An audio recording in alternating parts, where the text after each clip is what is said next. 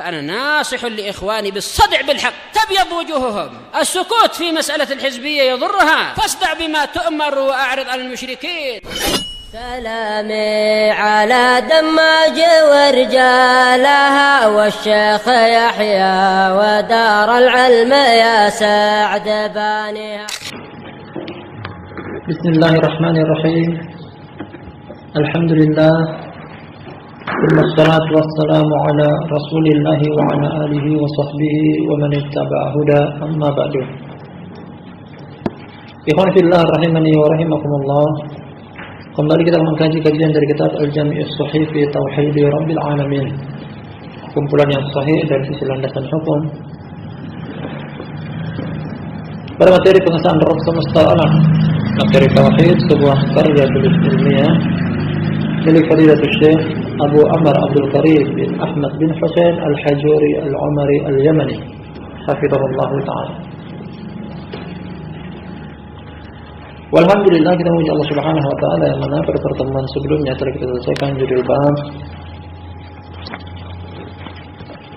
tentang wajibnya menekuni tauhid, kokoh di dalamnya, kokoh di atasnya sampai ajal menjemput. Dan telah kita singgung bahwasanya untuk bisa mempertahankan tauhid tetap ada di dalam diri kita, dada kita sampai ajal menjemput, dipelajari, dicari tahu, kemudian diamalkan, direalisasikan, dilaksanakan. Kalau mampu didakwahi. Dan itu bagian daripada 6 konsekuensi tauhid hendaknya dipertahankan sampai ajal menjemput. Maka kalau kita akan lanjut pada judul bab baru pada pertemuan kita malam hari ini. Kali ini judul bab yang berbeda sedikit dengan bab yang sebelumnya. Kata sang penulis, semoga Allah menjaga beliau, bab asyirku billahi akbahud dzunub wa a'zamul atham. Bab kesyirikan adalah, kesyirikan kepada Allah adalah dosa yang paling buruk, kesalahan yang paling besar. Di judul bab ini sang penulis ingin ajarkan kepada kita tentang lawan daripada tauhid, yakni kesyirikan. Lawan daripada tauhid, yakni kesyirikan. Karena mempelajari tauhid tidak akan sempurna kecuali dengan mempelajari lawan daripada tauhid itu sendiri, yakni kesyirikan. Akan semakin sempurna ilmu seseorang ketika dia mempelajari tentang kebaikan, juga mempelajari tentang keburukan. Kebaikan dia pelajari untuk diamalkan, keburukan dia pelajari untuk dia tinggalkan, hindari.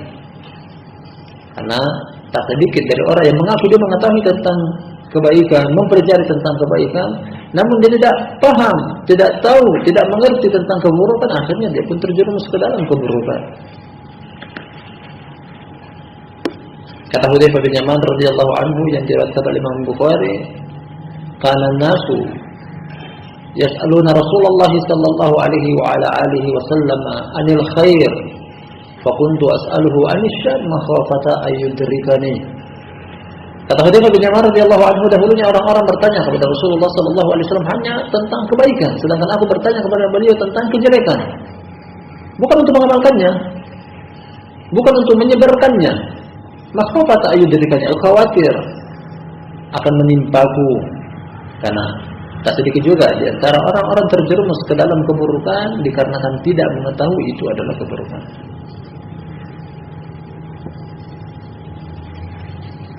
Demikian juga kesempurnaan ilmu seseorang.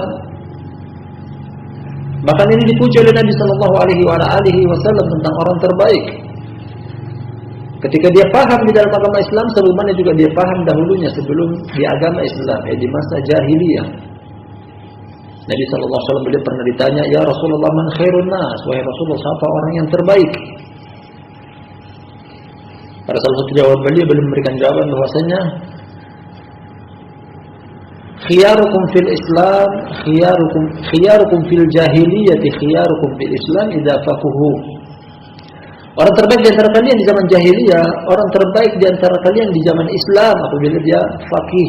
Faqih artinya adalah paham, dia memahami tentang masa-masa jahiliyah, keburukan yang ditimbulkan oleh kejahiliaan, serta dia pun mengetahui tentang baiknya, indahnya, bagusnya agama Islam, sempurna ilmu dia. Makanya dikatakan orang terbaik. Dia mengetahui tentang ilmu agar supaya dia mengamalkan, dia mengetahui tentang kejahilan agar supaya dia menghindarinya. Jadi judul bab ini tujuannya demikian, agar supaya lebih sempurna keilmuan seseorang tentang tauhid. Penting juga untuk mengetahui lawan daripada tauhid, yakni kesyirikan. Kemudian ikhwan fillah rahimani wa rahimakumullah, bagian kedua dari judul bab ini sang penulis ingin ajarkan kepada kita, setelah nanti kita akan baca landasan hukumnya, bahwasanya kesyirikan adalah dosa yang paling jelek, kesalahan yang paling buruk. Sebagaimana tauhid adalah amalan yang paling baik, yang paling bagus, kebaikan yang paling mulia. Ini mengisyaratkan kepada kita bahwa amalkan tauhid sebisa mungkin, semampu mungkin, pertahankan, sekaligus tinggalkan kesyirikan yang merupakan lawan daripada tauhid. Akan datang nanti keburukan-keburukan, kejelekan-kejelekan dari perkara-perkara yang timbulkan dari kesyirikan kepada Allah Subhanahu wa taala. Jadi judul bab ini serta bab-bab yang setelahnya beliau akan masuk kepada kita tentang syirik, baik itu secara global pada bab-bab awal, kemudian secara terperinci nanti akan datang cabang-cabang kesyirikan. Adapun berkaitan dengan pengertian kesyirikan, sebagaimana syirik adalah lawan daripada tauhid, tauhid pengertian yang dibawakan oleh para ulama, ifradullahi bil ibadah, mentunggalkan Allah dalam peribadatan. Itu makna daripada tauhid.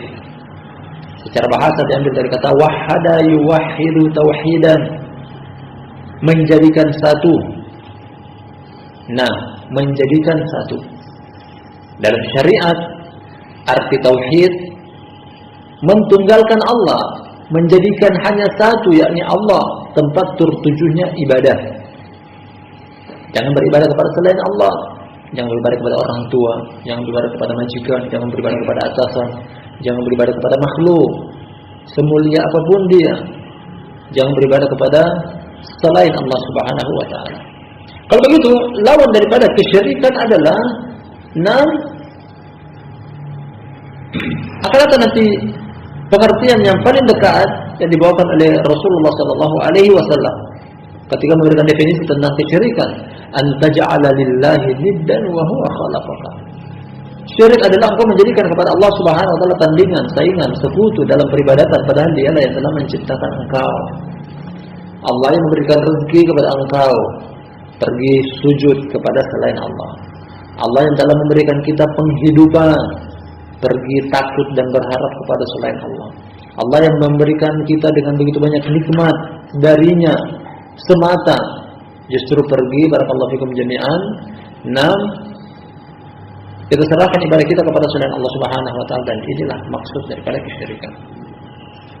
Kita baca landasan hukum. Pertama-tama beliau mulai dengan beberapa ayat dari Al-Qur'anul Karim.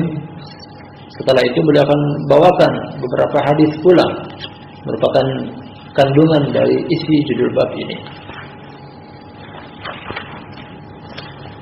Berkata Syekh Abu Amr Abdul Karim Al-Hajuri Al-Umari hafizahullahu ta'ala, qala Allah ta'ala, berkata Allah yang maha tinggi. Ini dalil pertama. Inna syirka la zulmun azim. Sesungguhnya kesyirikan adalah kezaliman yang paling besar. Dari awal ayat pada surat Luqman, kata Allah Subhanahu wa taala menceritakan tentang Luqman Al-Hakim. Dia bukan nabi, dia bukan rasul, orang soleh, namun karena amalan dia yang luar biasa dipuji oleh Allah di dalam Al-Qur'an, dijadikan salah satu nama surat Luqman. Dan ayat ini bagian daripada salah satu ayat surat Luqman. Di awal ayat kata Allah Subhanahu wa taala menceritakan tentang kisah Luqman Al-Hakim mengajarkan anaknya. Wa idh qala Luqmanu li ibnihi wa huwa ya'idu. Ingatlah ketika Luqman berkata kepada anaknya, memberikan pelajaran kepadanya Ya bunayya la tusyrik billah, wahai ananda, janganlah menyekutukan Allah, inna syirka la dzulmun adzim. Alasannya apa? Karena sesungguhnya kesyirikan adalah dosa yang paling besar. Dan dari ayat ini sang penulis jadikan sebagai judul bab bahwasanya kesyirikan adalah dosa yang paling besar, kezaliman yang paling besar. Kenapa kesyirikan dikatakan kezaliman? Karena secara bahasa zalim artinya adalah wad'u syai' fi ghairi mawdi'ihi, menempatkan sesuatu bukan pada tempatnya, memberikan sesuatu bukan pada pihaknya. Kezaliman. Dan kezaliman terbagi menjadi tiga. Pertama, menzalimi diri sendiri, tidak serahkan hak kepada diri pribadi. Nah, seperti seorang dalam keadaan lapar, ada makanan, dia tidak makan, dia menzalimi dirinya. Seperti seorang terserang ngantuk dan dia tidak segera pergi tidur, berarti dia menzalimi dirinya. Dirinya punya hak, penuhi haknya. Kalau lapar, makan. Kalau haus, minum. Kalau ngantuk, tidur. Demikian juga di antara hak diri sendiri adalah, nah, kalau bodoh belajar, kalau tidak tahu bertanya. Artinya ketika seorang bodoh dan dia tidak belajar, berarti dia menzalimi diri dia sendiri. Dan ini kezaliman jenis yang pertama, yang paling ringan. Kemudian jenis kezaliman yang kedua adalah menzalimi sesama makhluk, dan ini banyak cabang dan ragamnya. Menzalimi sesama makhluk, karena orang-orang di sekitaran kita, pihak-pihak di sekitaran kita, mereka masing-masing mereka punya hak yang mereka bisa tuntut dari kita. Pertama, orang tua harus berbakti kepada mereka. Istri, anak, keluarga harus dinafkahi lahir dan batin. Nah, guru dihormati, dijaga derajatnya, kehormatannya. Tetangga, mereka punya hak untuk berbuat baik kepada mereka, jangan menyampaikan keburukan kepada mereka. Kaum muslimin, hak mereka di antaranya adalah menjawab salamnya, menjawab undangannya. Nah, yang sakit dijenguk, yang meninggal dihadiri pemakamannya. Ketika mereka mengundang, dijawab undangannya. Ini menzalimi atau kezaliman yang kedua, kezaliman kepada sesama makhluk. Kemudian kezaliman yang ketiga, dan inilah yang paling besar, adalah menzalimi Allah Subhanahu wa taala. Apa itu? Merampas hak Allah. Hak Allah adalah diibadahi. Kemudian menyerahkan ibadah kepada selain Allah, dan itu namanya kezaliman. Karena apa? Menyerahkan hak Allah kepada selain Allah. Istilah di sini kesyirikan. Dan kezaliman atau kesyirikan adalah kezaliman yang paling besar di antara tiga derajat kezaliman. Menzalimi diri sendiri, menzalimi sesama makhluk, kemudian menzalimi nama Allah Subhanahu wa taala. Tingkat kezaliman yang paling tertinggi adalah menzalimi Allah Subhanahu wa taala. Itulah kesyirikan. Itulah kesyirikan. Yang Nabi sallallahu alaihi wasallam memberikan pengertian atau definisi yang akan datang pada hadis pertama dalam judul bab ini. Dia yang telah menciptakan, dia yang telah memberikan rezeki, dia yang telah mengatur urusan kita. Dia juga yang memberikan nikmat yang begitu banyak, tak terhingga, tak terhitung. Kemudian justru pergi beribadah yang merupakan hak Allah diserahkan kepada selain Allah, dan itu namanya kezaliman. Ayat yang pertama, barakallahu fikum jami'an, menerangkan kepada kita bahwasanya kesyirikan adalah dosa yang paling buruk. Nah, kezaliman yang paling jelek, kesalahan yang paling keliru, salah, fatal, tingkat kesalahannya dan kefatalannya. Nah, oleh karena itu barakallahu fikum jami'an, jauhkan diri kita sejauh mungkin dari satu kezaliman yang terbesar ini, menzalimi hak Allah Subhanahu wa taala. Dan ini perlu diketahui oleh setiap insan bahwasanya ibadah dengan cakupan yang luas, ibadah hati, ibadah lisan, ibadah anggota tubuh, satu saja ibadah diserahkan kepada selain Allah Subhanahu wa taala, dia menzalimi Allah. Dia menzalimi Allah. Kalau kita menzalimi orang lain, menzalimi manusia, dia akan tuntut kita di hadapan Allah Subhanahu wa taala pada hari kiamat. Dan demikian juga ketika kita menzalimi hak Allah Subhanahu wa taala, akan diminta pertanggungjawabannya. Dan kezaliman yang paling besar adalah kesyirikan.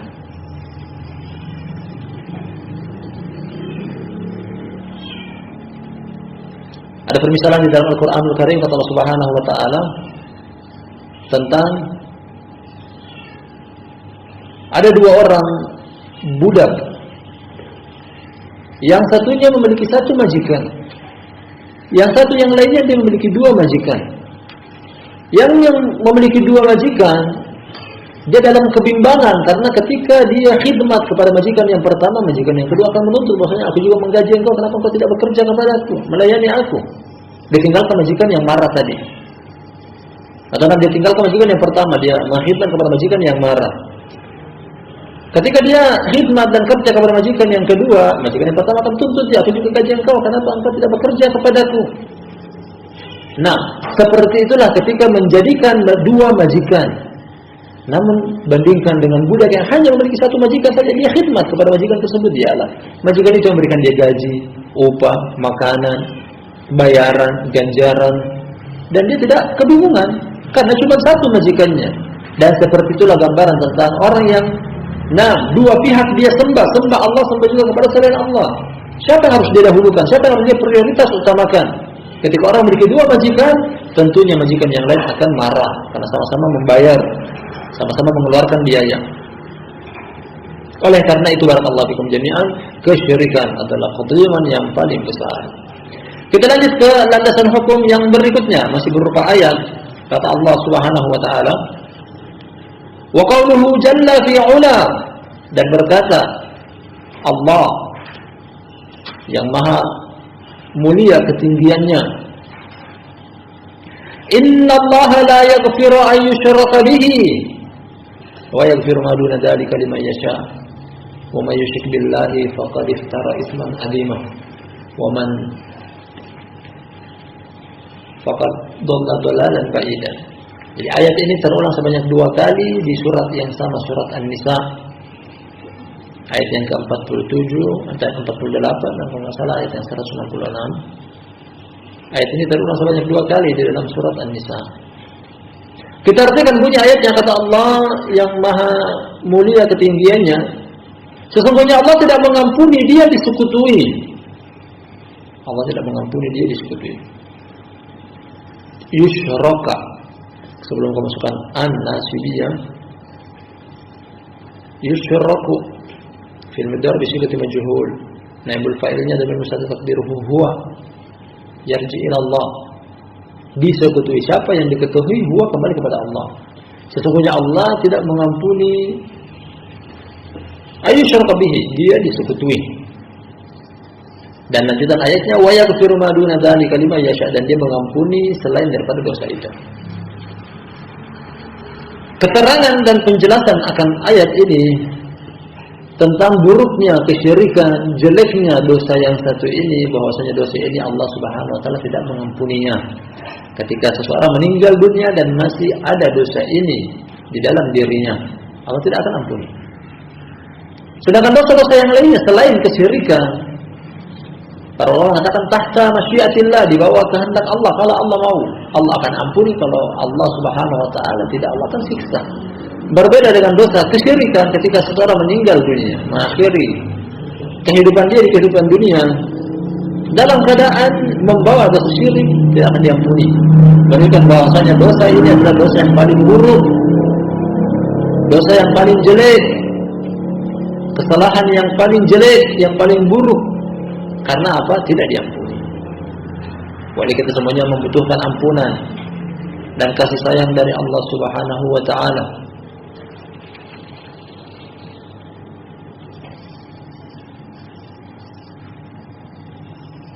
Dan maksud dari kesyirikan di sini mencakup di dalamnya syirik asghar dan syirik akbar, syirik kecil dan syirik besar. Akan datang nanti juga pada bab-bab yang setelahnya tentang pembagian syirik menjadi 2, syirik asghar dan syirik akbar. Nah, serta perbedaan dari 2 jenis kesyirikan tersebut. Maksud dari penjelasan di sini bahwasanya ayat ini mencakup kedua kesyirikan sekaligus. Nah, Allah Subhanahu wa taala tidak mengampuni dosa kesyirikan asghar ataupun akbar. Hanya saja asghar tidak mengeluarkan dari agama, sedangkan akbar mengeluarkan dari agama. Asghar tidak menghapus dosa-dosa yang lainnya, hanya dosa itu saja yang Allah Subhanahu wa taala tidak ampuni.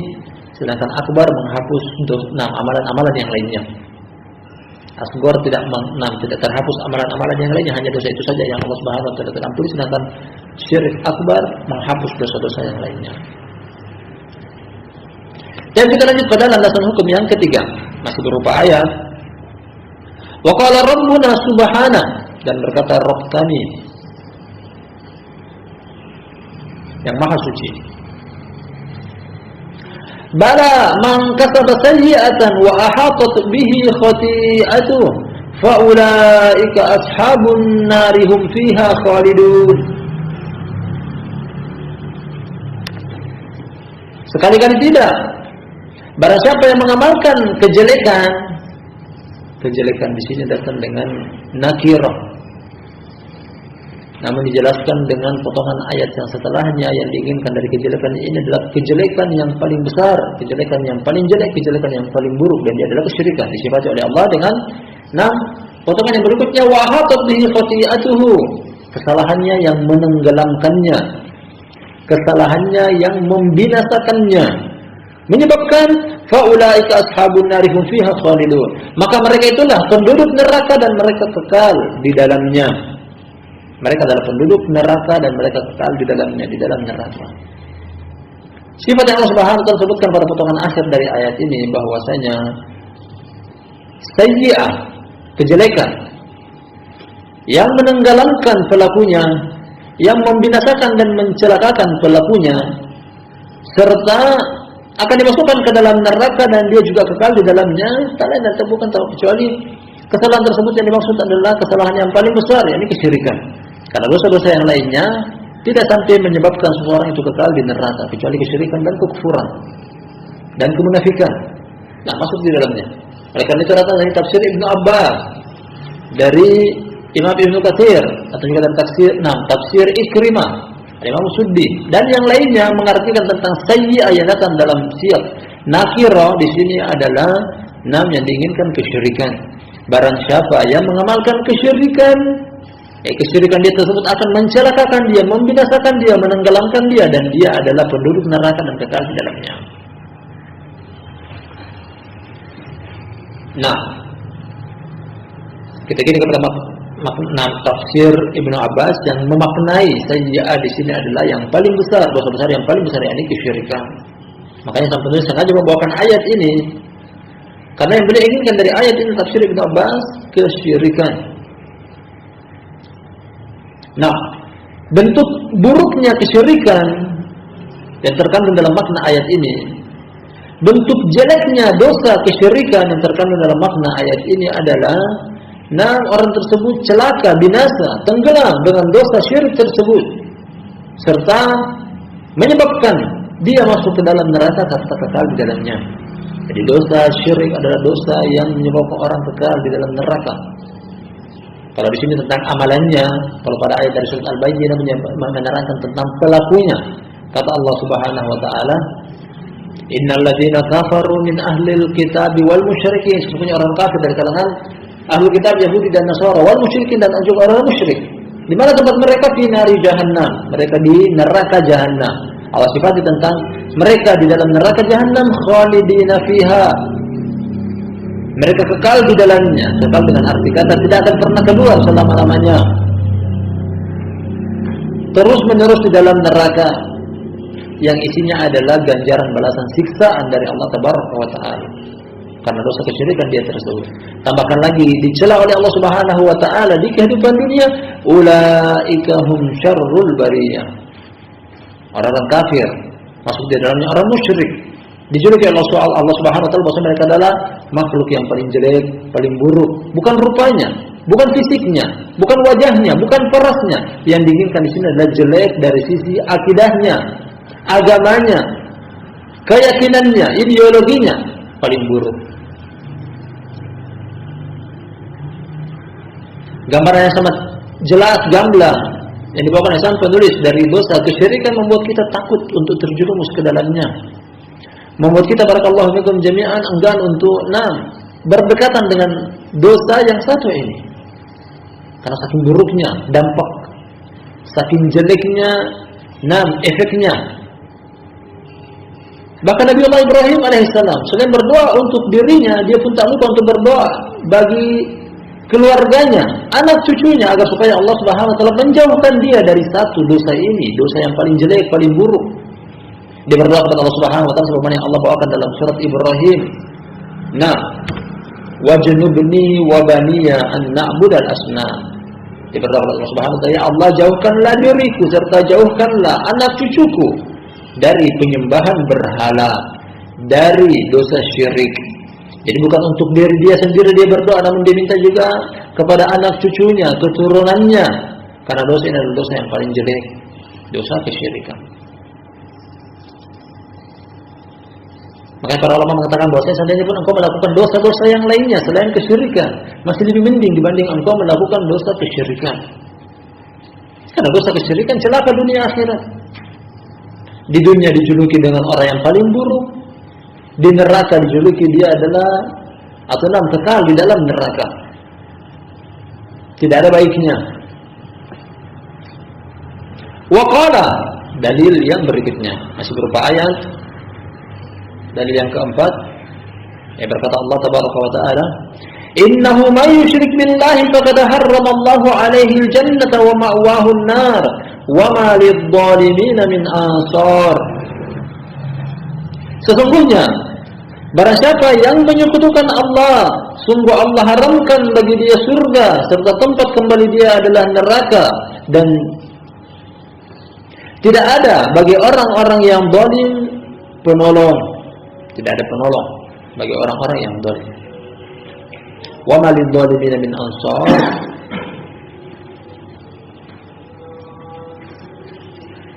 Tidak ada bagi orang-orang yang zalim satu penolong pun. Dan dimaksud dengan kezaliman di sini adalah sebagaimana tertera di awal ayat, kezaliman yang paling besar, yakni inna syirka la dzulmun adzim. Ayat ini ikhwan rahimani wa rahimakumullah terkandung di dalamnya dua makna. Pertama, pelaku kesyirikan Allah haramkan bagi dia surga, dan itu termasuk dampak buruk dari dosa kesyirikan. Kemudian kandungan makna yang kedua dari ayat ini juga adalah pelaku kesyirikan tempat kembali dia di neraka. Ma'wa, ma'wa artinya adalah tempat kembali, tempat peristirahatan.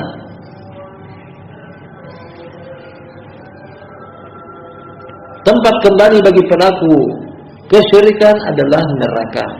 Allah tegaskan lagi di awal ayat bahwasanya surga Allah Subhanahu wa taala haramkan bagi pelaku kesyirikan. Waliyadillah. Dan keterkaitan antara ayat yang baru kita baca dari surat Al-Maidah dengan judul bab di atas menerangkan kepada kita bahwasanya ini adalah dosa yang paling buruk. Sampai-sampai Allah Subhanahu wa taala tidak berkenan untuk memasukkan pelaku kesyirikan ke dalam neraka, di dalam surga maksudnya. Allah Subhanahu wa taala sampai menggunakan lafaz Allah haramkan bagi dia. Tidak boleh sama sekali untuk masuk ke dalam surga. Haram bagi pelaku kesyirikan. Allah tegaskan lagi bahwasanya kalau bukan di surga tempatnya karena Allah haramkan, kebalikannya justru tempatnya adalah di neraka. Nah, ini pembacaan dalil-dalil berupa ayat Al-Qur'anul Karim yang sempat beliau sebutkan kepada kita berupa 4 ayat. Wailah di sana masih ada ayat-ayat yang lainnya menerangkan tentang dosa besar, yakni kesyirikan yang paling buruk, yang paling jelek dampaknya, efeknya. Dan kali ini kita akan masuk pada pembacaan hadis merupakan alasan hukum yang kedua dalam judul bab ini. Berkata sang penulis, semoga Allah menjaga beliau Syekh Abu Amr Abdul Karim Al-Hajuri Al-Umari hafizahullah taala, As-sadisu wa thamanun ba'da al-mi'ah, hadis yang ke-186. Hadis yang ke-186. Qala Imam Al-Bukhari rahimahullah, berkata Imam Bukhari semoga Allah taala merahmatinya, Muhammad bin Ismail. Qala haddatsana Qutaibah bin Sa'id, kunyanya Abu Raja As-Saqafi, dan dia thiqah. Qutaibah. Qala haddatsana Jarir bin Abdul Hamid Ad-Dabbi Al-Kufi, dan dia sahih atau maksud kami dia thiqah. Anil A'mash, masyhur imam namanya Sulaiman bin Mihran Al-Kufi, dari Kufah, min a'immatil Kufah, dan dia thiqah imam.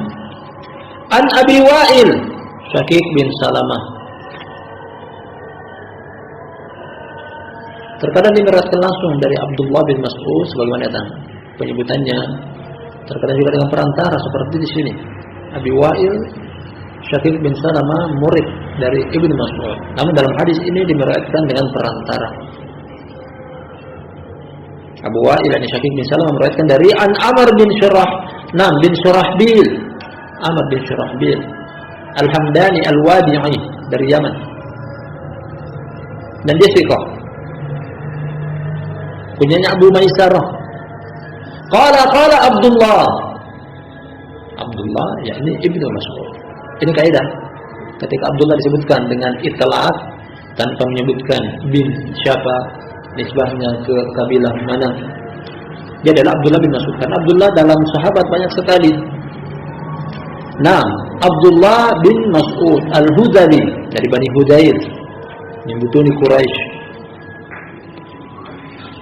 Qala rajulun, kata Abdullah bin Mas'ud, seseorang berkata, ya Rasulullah, ayyuz dzambi akbaru indallah. Wahai Rasulullah, dosa apakah yang paling besar di sisi Allah? Jadi Ibnu Mas'ud bertanya kepada Nabi SAW tentang dosa besar. Dari sini para ulama membagi kategori tentang dosa terbagi menjadi dua, ada dosa besar, ada dosa kecil, dengan konsekuensi masing-masing. Dosa kecil bisa terhapus dengan amalan kebaikan, mengamalkan amalan kebaikan, dosa kecil bisa terhapus. Adapun dosa besar tidak terhapus kecuali dengan taubat, istighfar. Karena dosa besar tidak terhapus kecuali dengan tidak terhapus dengan amalan, kecuali dia bertobat.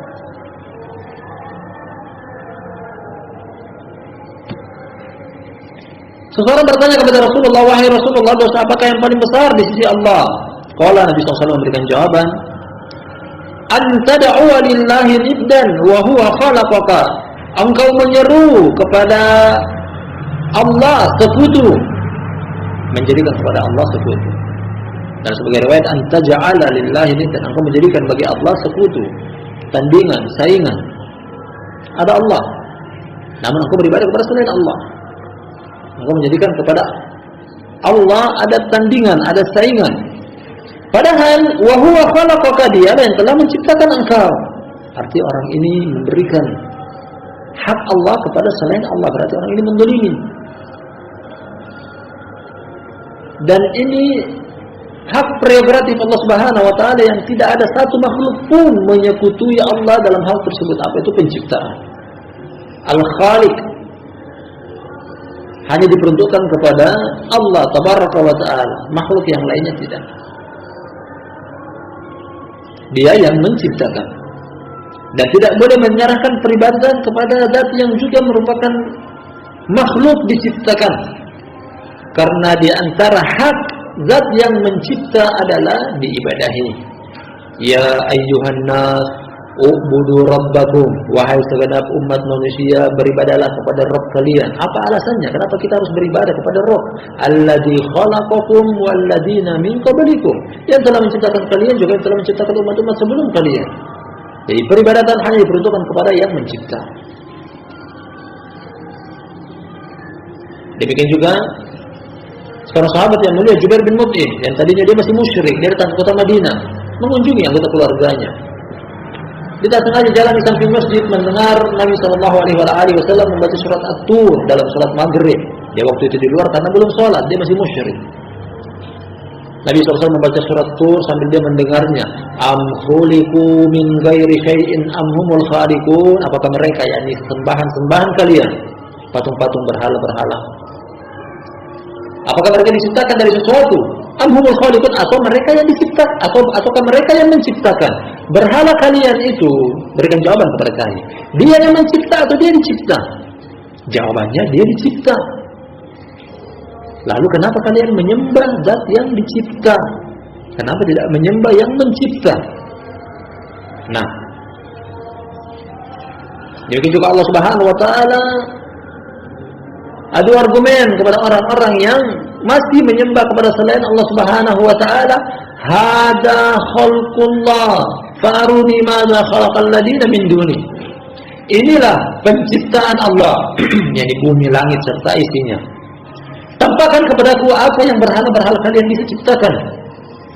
Apa yang Hubal, Lat, Uzza, Manat, seluruh sembahan yang disembah oleh orang musyrik, apa yang bisa mereka ciptakan? Tidak ada sama sekali. Terus kenapa masih diibadahi kepada selain Allah Subhanahu wa taala padahal mereka tidak memiliki kelebihan daripada kita sebagai seorang manusia? Demikian juga Allah Subhanahu wa taala menantang berhala-berhala yang disembah selain Allah Subhanahu wa taala yang masih diibadahi dari sisi penciptaan. Ya ayuhan nas duriba masalun fastami'u lah. Wahai segenap umat manusia, dibuatkan permisalan kepada kalian, oleh karena itu simaklah. Innal ladzina tad'una min dunillahi la yakhluqu dubaban walau ijtama'u lah. Sesembahan yang kalian sembah selain Allah Subhanahu wa taala tersebut, mereka tidak bisa menciptakan meskipun seekor lalat. Seandainya pun mereka semuanya bersatu padu, berhala ini, suruh mereka kerjasama bergotong royong untuk menciptakan makhluk Allah yang paling kecil, yakni lalat, mereka tidak akan pernah mampu. Tidak pernah mampu. Allah Subhanahu wa taala buat permisalan yang lebih ringan lagi, wa yaslubhumud dubabu syai'an la yastanqidhuhu min. Seandainya lalat mengambil sesuatu dari milik mereka, berhala-berhala, patung-patung tersebut, dia hinggap, sekedar hinggap di hidung. Kita sebagai manusia mungkin ketika lalat hinggap di hidung kita merasa risih, kita usir. Namun patung-patung berhala-berhala yang seandainya lalat hinggap di hidungnya, dia tidak bisa mampu untuk mengusirnya. Nah, dha'ufat talibu wal matlub. Allah tutup dengan ayatnya bahwasanya lemah yang dimintai, yakni berhala, lebih lemah lagi orang yang meminta. Nah, meminta kepada zat yang tidak bisa melakukan apa-apa. Makanya sungguh zalim, kezaliman yang paling besar, yang paling berat, yang paling buruk, seseorang menyembah kepada selain Allah Subhanahu wa taala. Qala thumma ay, kemudian apalagi dosa besar yang paling besar setelah kesyirikan. Qala kata Nabi sallallahu alaihi wasallam pada urutan kedua dosa besar yang paling besar, thumma an taqtula waladaka khasyata ay yata'ama ma'ak. Yang kedua adalah engkau membunuh anak engkau khawatir dia akan makan bersama engkau. Ya, dia menganggap bahwasanya anaknya akan mengambil jatah rezekinya, makanya dia bunuh agar supaya jatah rezekinya tidak berkurang. Rezeki Allah Subhanahu wa taala bagi-bagikan kepada seluruh hambanya.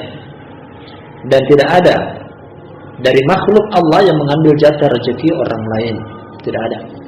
Masing-masing sudah Allah Subhanahu wa taala tetapkan bahwasanya si fulan, bahkan dia masih di dalam rahim ibu dia dalam keadaan orok janin, Allah sudah catat rezekinya dia sekian. Kenyangnya, laparnya, banyaknya, sedikitnya, kaya dan miskinnya sudah ada tercatat. Dan catatan dia tersebut tidak akan pernah meleset. Dia tidak akan pernah mau mengambil rezeki orang lain. Dan ini juga termasuk dosa besar, membunuh anak karena khawatir akan makan bersama dia, bersama engkau. Qala thumma ay, kemudian apa yang berikutnya? Ya, dosa besar yang paling besar pada urutan yang ketiga. Thumma antuzaniya bihalilati jarik. Yang ketiga adalah engkau berzina dengan istri tetangga engkau, dengan mahram wanita tetangga engkau. Juga yang termasuk dosa besar. Nah, tetangga hendaknya dimuliakan, jangan diganggu, dilindungi dan dipelihara, dijaga hak-hak mereka sebagai tetangga. Maka termasuk dosa besar adalah merampas haknya, dan termasuk hak yang paling hendaknya dijaga adalah kehormatan keluarga mereka. Justru orang ini melakukan perzinahan dengan istri tetangga sendiri, dan itu termasuk dosa besar. Nah, mungkin bertetangga atau berzina dengan wanita bukan tetangganya, meskipun itu zina, namun masih kategorinya lebih ringan dibanding dia berzina dengan istri tetangga sendiri. Karena tetangga punya hak untuk dimuliakan dan dihormati, dan dia langgar hak tersebut. Fa'anzalallahu azza wa jalla tasdiqaha, akhirnya Allah azza wa jalla menurunkan pembenaran akan jawaban dari Nabi sallallahu alaihi wasallam di atas tadi. Walladzina la yad'una ma'allahi ilahan akhar wa la yaqtuluna nafsan allati harrama Allahu illa bil haqqi wa la yaznun wa may yaf'al dzalika yalqa asama. Dan orang-orang yang tidak menyeru bersama Allah sesembahan yang lainnya, serta tidak membunuh jiwa yang Allah haramkan kecuali dengan haknya, dan tidak berzina, dan barang siapa melakukan perkara tersebut dia akan sampai dia akan terjerumus ke dalam dosa, dosa yang besar. Termasuk yang paling pertama adalah dosa kesyirikan, berdasarkan judul bab yang tengah kita kaji dengan dalil-dalil yang telah beliau sebutkan sebelumnya dari ayat kemudian satu hadis ini. Kesyirikan adalah keburukan yang paling besar, dosa yang paling jelek, kezaliman yang paling agung. Allah Subhanahu wa taala dimaksiati, wallahu taala alam bisawab. Dan ini sempat kita ambil pada judul bab tentang asyirku billah akbarudz dzunub dari 4 ayat Al-Qur'an dan 1 hadis. Insyaallah kita akan lanjutkan pembacaan hadis-hadis yang lainnya di lain kesempatan.